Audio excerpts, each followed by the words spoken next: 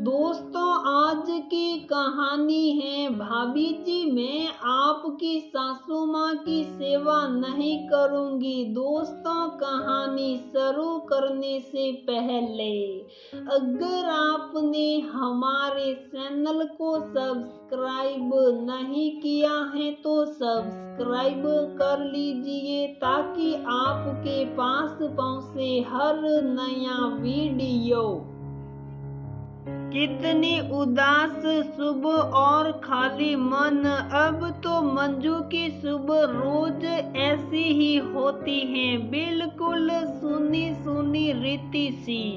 पर आज वो कुछ ज्यादा ही उदास हैं। आज माजी को गए पूरा 1 महीना हो गया अपनी 20 साल की शादीशुदा जिंदगी में। उसने कभी नहीं सोचा था कि माजी से वो इतनी जुड़ी हुई है, परंतु अब उनके जाने के बाद से ऐसा कोई दिन कोई पल नहीं बीता जब उसने उन्हें याद न किया हो।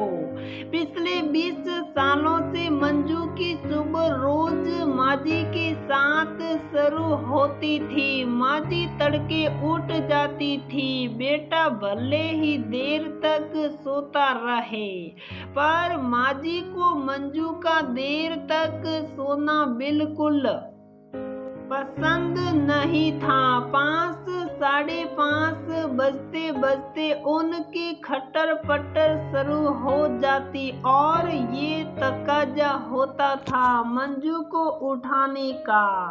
शुरुआती कुछ साल तो सास के भय से साए में मंजू माजी की एक आवाज पर उठकर सीधे उनके सामने पहुंच जाती। पति रोहित उसे रोकने के लिए लाख मनुहार कर ले, पर मंजू उनकी एक न सुनती। कभी खिलाकर तो कभी भुनाकर कमरे से बाहर चली जाती। रोहित के 2 भाई और भी थे, परंतु दूसरे शहर में नौकरी के कारण वे लोग सब परिवार बाहर रहते थे। ऐसे में रोहित और मंजू ही पूरे समय माता पिता के साथ रहे। उन दोनों भाभियों की स्वतंत्रता देखकर कभी कभार मंजू उदास हो जाती, क्योंकि उसने तो कभी ऐसी जिंदगी का लुत्फ ही नहीं उठाया था।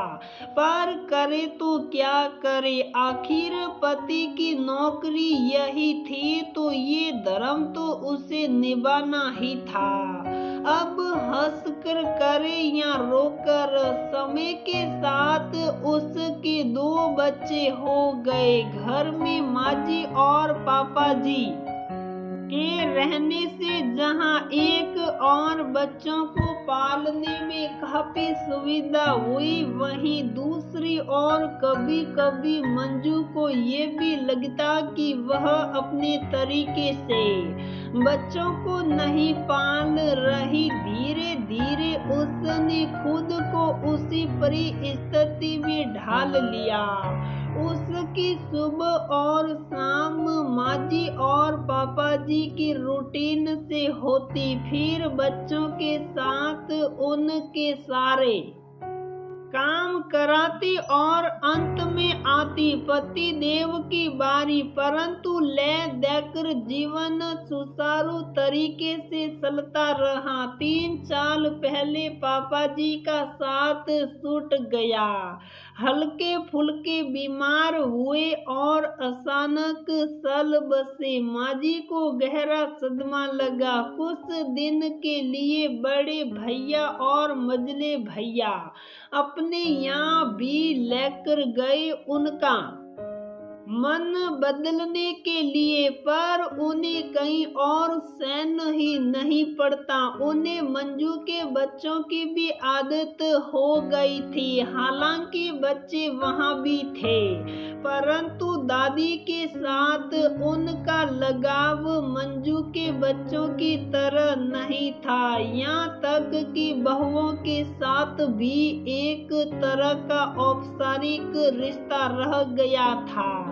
लेकिन मंजू के साथ उनका दूसरा ही संबंध था। जब तक उसे डांट न देती, उसके कामों में कमियां न गिना देती, उन्हें सहन नहीं पड़ता और मंजू भी इसे अपनी नियति समझकर चुप रहकर सुन लेती।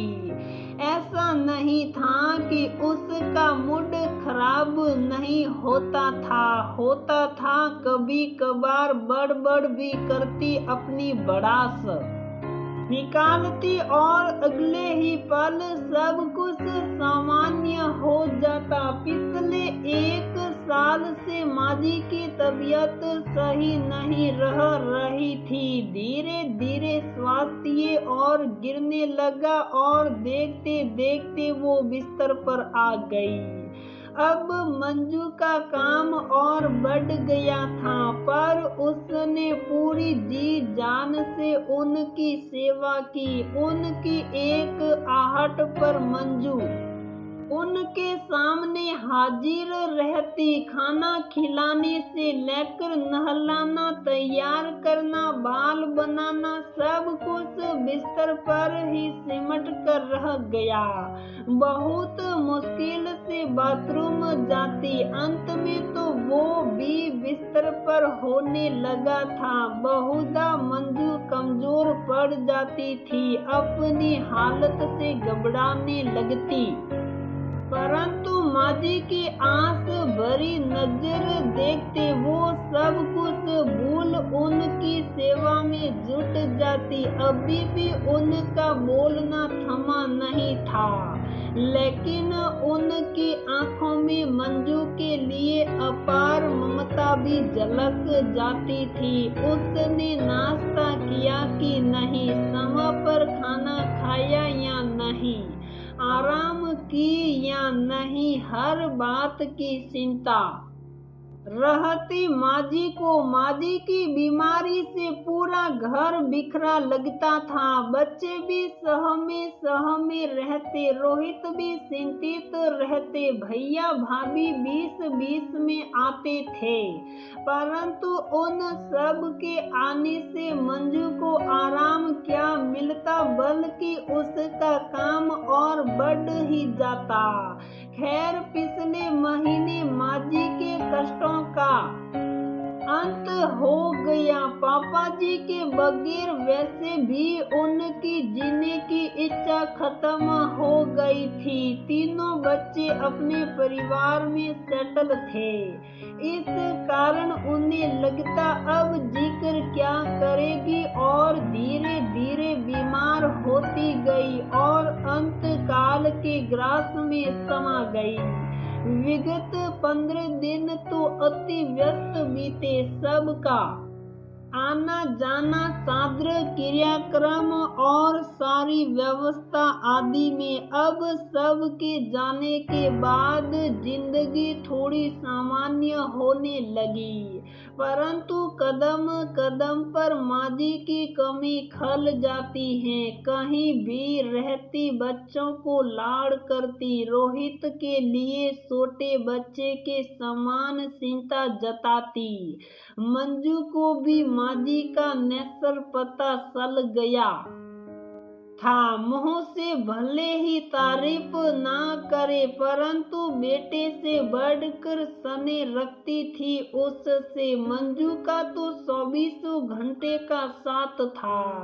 दोनों सास बहू घंटों बतियाती, क्योंकि मंजू को पता है कि इस उम्र में उन्हें साथ की भी बहुत जरूरत है। पर अब उसे माजी के बगैर जीना सीखना होगा। दिल में एक यही तसल्ली है कि जब तक माजी रही उसने सच्चे मन से उनकी तीमारदारी की। अक्सर व्यक्ति के जाने के बाद हमें उनकी अहमियत मालूम होती है, जब वो हैं अपनी सामर्थ्य अनुसार उनकी देखभाल जरूर करनी चाहिए। सबसे बढ़कर हमें उन्हें समय देना चाहिए, अन्यथा उम्र एक हुक से उठती है, बीता समय फिर लौट कर नहीं आता। तो दोस्तों, हमारी ये कहानी यहीं पर समाप्त होती है। अगर आपको हमारी ये कहानी पसंद आती है तो प्लीज वीडियो को लाइक करें, शेयर करें और हमारे चैनल को सब्सक्राइब जरूर करें।